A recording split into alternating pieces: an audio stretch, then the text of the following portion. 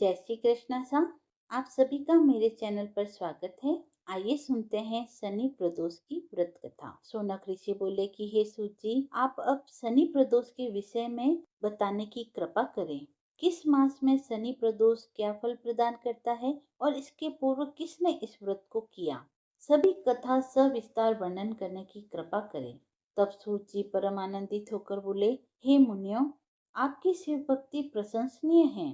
आप लोग मनोयोग पूर्वक शनि प्रदोष की कथा को श्रवण करें। स्कंद पुराण में उल्लेख है कि श्रावण तथा कार्तिक मास में जब त्रयोदशी होवे तथा जया तिथि हो, अर्थात जिसकी रजनी प्रदोष काल युक्त होवे, उस दिन व्रत का अधिक महत्व होता है। अब मैं आपको शनि त्रयोदशी के व्रत की विधि बतलाता हूँ, सो ध्यान पूर्वक सुने। पुरातन कथा है कि एक निर्धन ब्राह्मण की स्त्री दरिद्रता से दुखी हो सांडल्य ऋषि के पास जाकर बोली, हे महामुने, मैं अत्यंत दुखी हूँ, दुख निवारण का उपाय बतलाइए। मेरे दोनों पुत्र आपकी शरण में हैं। मेरे ज्येष्ठ पुत्र का नाम धर्म, जो कि राजपुत्र है, और लघु का नाम शुचिव्रत है। हम दरिद्री हैं, आप ही हमारा उद्धार कर सकते हैं। इतनी बात सुन ऋषि ने शनि प्रदोष व्रत करने के लिए कहा। कुछ समय पश्चात प्रदोष व्रत आया। तीनों ने व्रत का संकल्प लिया। छोटा लड़का, जिसका नाम शुचिव्रत था, एक तालाब पर स्नान करने के लिए गया तो उसे मार्ग में स्वर्ण कलश धन से भरपूर मिला। उसको लेकर वह घर आया।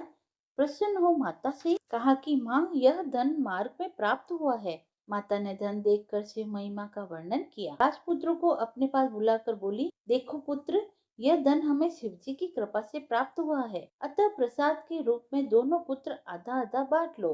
माता का वचन सुन राजपुत्र ने शिव पार्वती का ध्यान किया और बोला, पूज्य, यह धन आपके पुत्र का ही है, मैं इसका अधिकारी नहीं हूँ। मुझे शंकर भगवान और माता पार्वती जब देंगे तब लूंगा।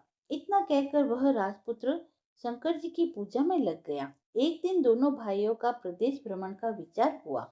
वहाँ अनेक गंधर्व कन्याओं को कीड़ा करते हुए देखा। उन्हें देख सुचिमती ने कहा, भैया, अब हमें इससे आगे नहीं जाना चाहिए। इतना कह सुचिव्रत उसी स्थान पर बैठ गया। परंतु राजपुत्र अकेले ही स्त्रियों के बीच में जा पहुंचा।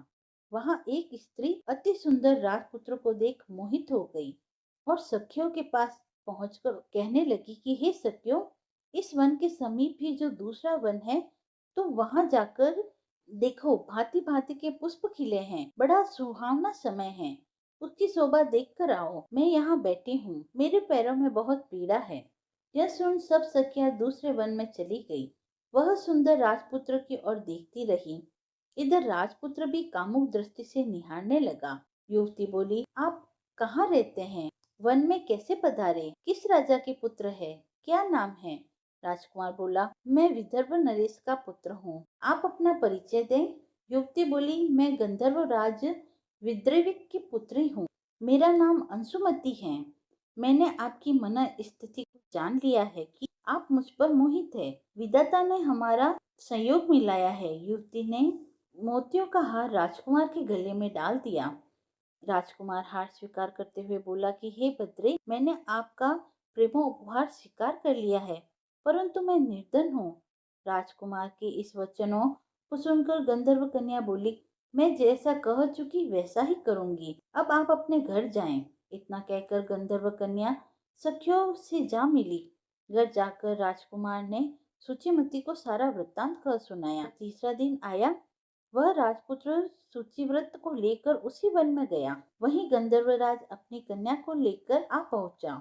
इन दोनों राजकुमारों को देख आसन दे कहा कि मैं कैलाश पर गया था। वहाँ शंकर जी ने मुझसे कहा है कि धर्मगुप्त नाम का राजपुत्र है, जो इस समय राज्य विहीन निर्धन है, और वह मेरा परम भक्त है। हे गंधर्वराज, तुम उसकी सहायता करो। मैं महादेव जी की आज्ञा से इस कन्या को आपके पास लाया हूँ। आप इसका निर्वाह करें।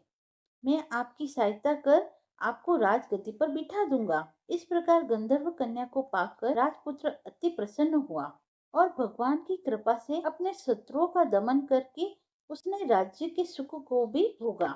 प्रदोष व्रत की कथा समाप्त हुई।